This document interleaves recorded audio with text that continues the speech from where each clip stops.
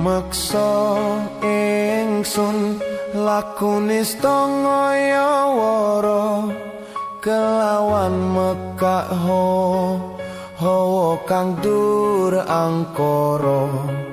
senajan setan kentayangan tansah gawe rubeto hingga pupusing jaman hametek insun nyirep keni wis murka meperhardaning panca saben ules sing netra linambaran sekawelasan ingkang paring kamulyan Sang Hyang Jati Pangeran jiwangga kalbu samodra pepuntoning laku tumuju dateng Gusti zat kang amur bedumadi manunggaling kawula Gusti krentek ati bakal dumadi mukti ingsun tanpa piranti sumepyar ing suksma madu sarining perwita maneka warna prada bangun praja sampurna sing kala tidha muksa kala bendunya ta sirna tiasin rasa mardika mugia den sedya pusaka kalima sada yen tidak dimustika sakjroning jiwa raga beja mulya waskita digdaya bawa leksana biar manjing sigra apu sepuh wutuh tan kena iso panelu gagah bunga sumringah dadar ing wayah-wayah satriya tata sembada wiratama katon sewu kartika ketaman wahyu kala seba memuji ingsun kanthi suwita linuhung segara gondo arum suhrep dupa kumelun ginulan niat ingsun hanggedung sabda kang luhur titahen Sang Hyang Agung rembesi tresna tandha luhing netra rasa rasaning ati kadya tirta kang suci kawistara japa mantra kondang dadi pepadang palilahing Sang Hyang Wenang nuwa dewa jawata talisantika bawana prasita sitikara ing sasana asmara laya Srinarendra kala seba winisuda ing kekana datan gengsir sewara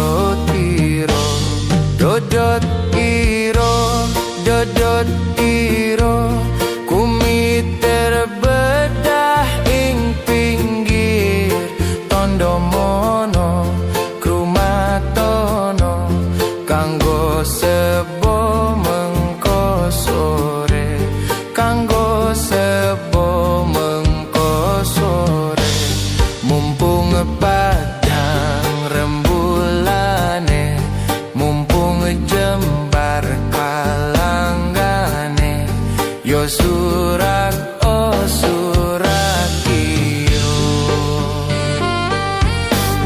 rasa tuwa cipta bisa dadi sarana blengket beda sing ono sastra gendeng karito sastra gendeng karito ngamur pitutur luhur lan budaya misuwur pitutur luhur budaya Jawi dadya pangiring ira muga dadya pangiring ira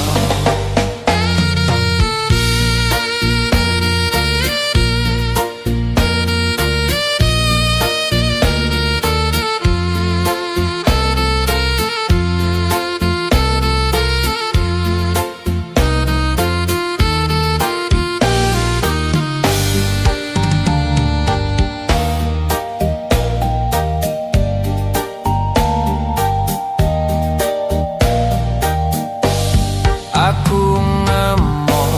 landasane manembah mrepangirane kabeh lampahing umat titis jangkep sinerat titis jangkep sinerat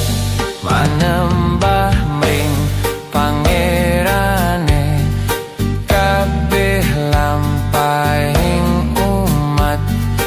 titis jangkep sinerat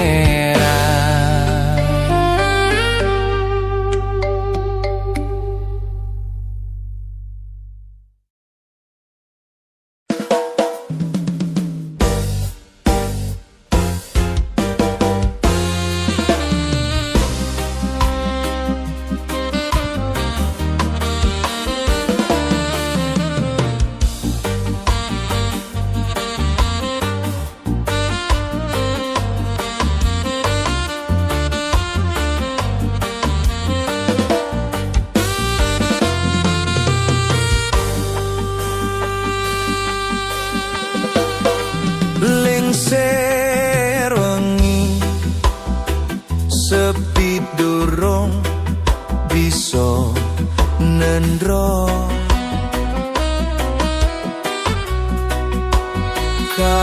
kakoto mring wewayang kang rindu ati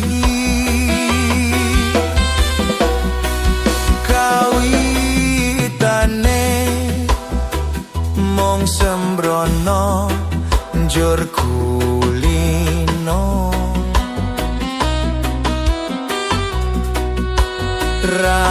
rangiro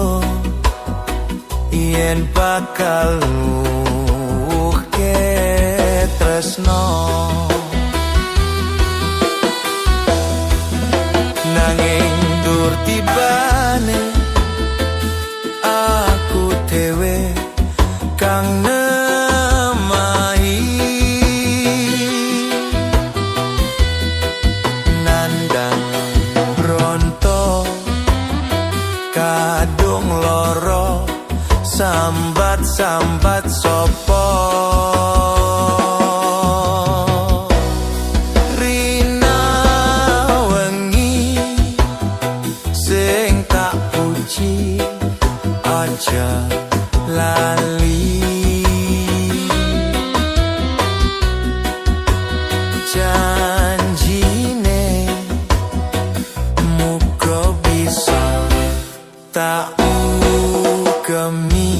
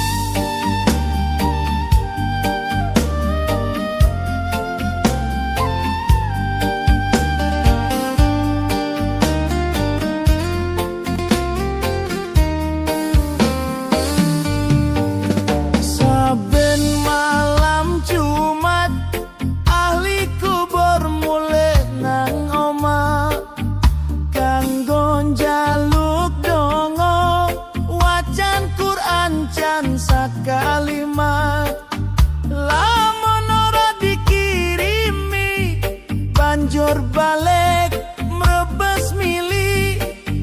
balik nang kuburan mangku tangan do tangisan.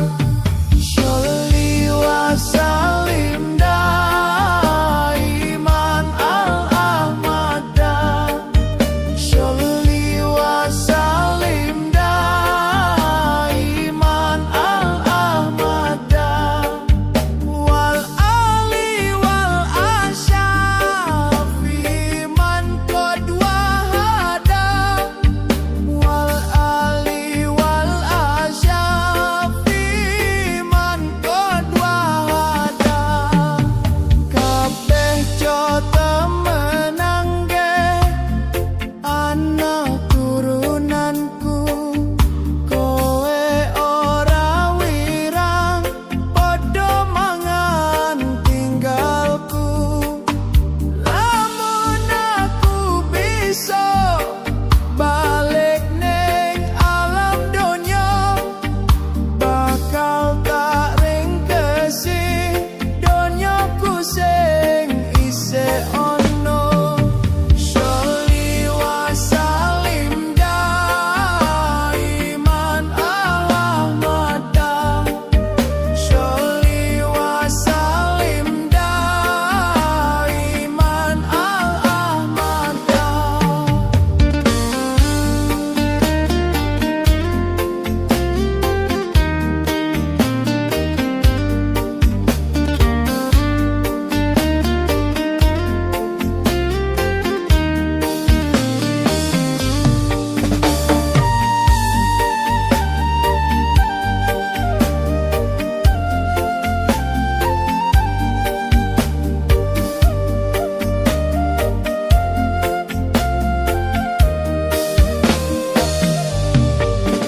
Saben malam Jumat ahli kubur mulih nang omah, kanggo njaluk donga wacan Quran jan sakalimat. Lamun ora dikirimi banjur balik mrebes mili, balik nang kuburan mangku tangan do tangisan. Sholli wa salim daiman al-ahmada, Sholli wa salim daiman al-ahmada, wal ali wal asyafi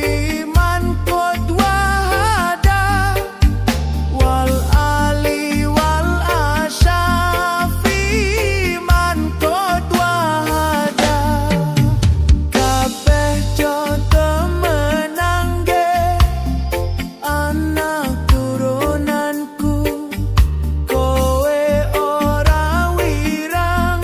padha mangan tinggalku. Lamun aku bisa balik ning alam donya, bakal tak ringkesi donyaku sing isih ono.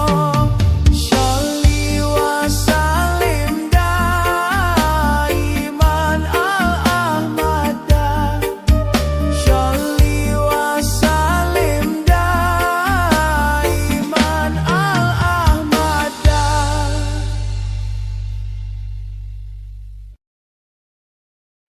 La ilaha illallah, al-malikul haqqul mubin, Muhammadur Rasulullah, Shadiqul wadil amin. Eling-eling sira manungsa,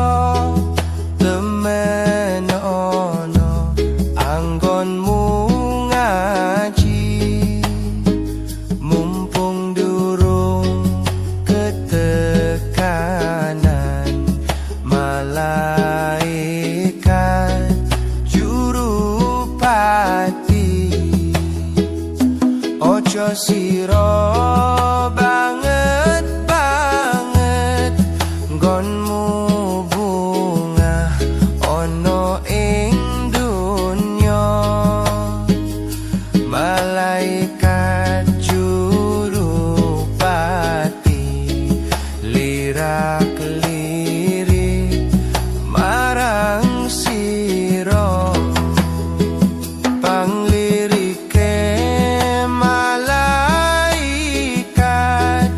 arep njabut nyawa nira oleh njabut angenteni dawuhe kang maha suci sawise didhawuhi banjur tanda karo kondo aku iki mung satermo sira ora kena semoyo luwih lara luwih nelongso rasane wong mlebu neraka klabang kuris kala jengking klabang kening ulo kemuni rantek geni godhok geni jawisane wong durhaka jongge mampang dawuh pangeran jongge mampang tinggal sembahyang la ilaha illallah al-malikul haqqul mubin Muhammadur Rasulullah Shadiqul wadil amin.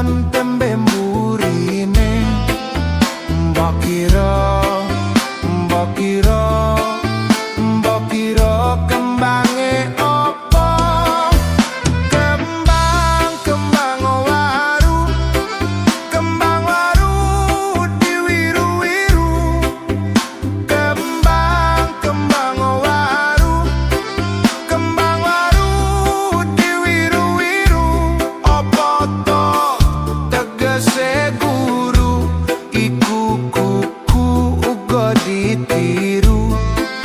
Mbok kira kembange opo?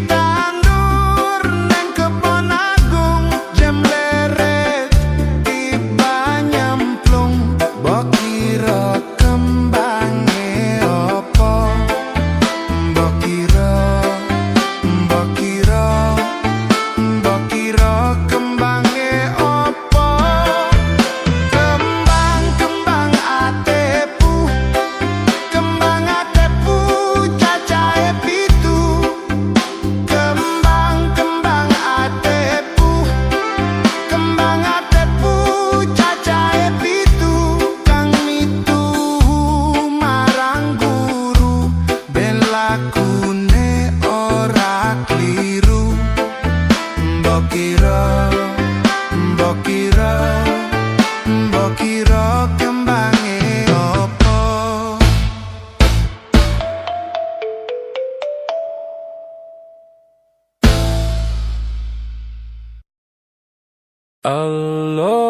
Allahumma sholli wa sallim ala Sayyidina Muhammadin adada ma fi ilmillah sholatan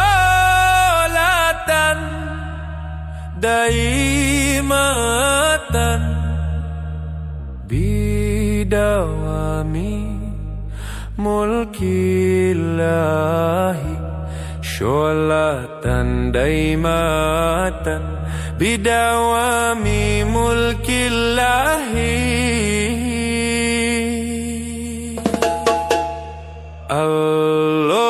Allahumma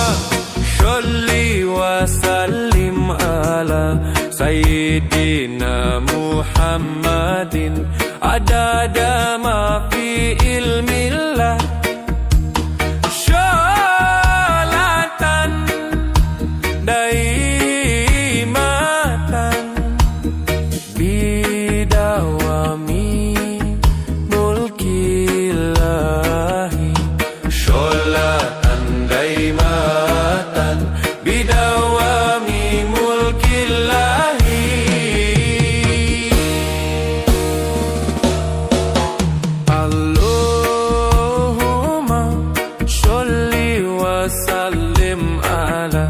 Sayyidina Muhammadin adada ma fi ilmillah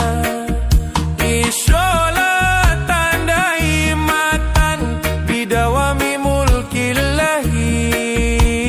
sholatan daimatan bidawami mulkillahi. Sluku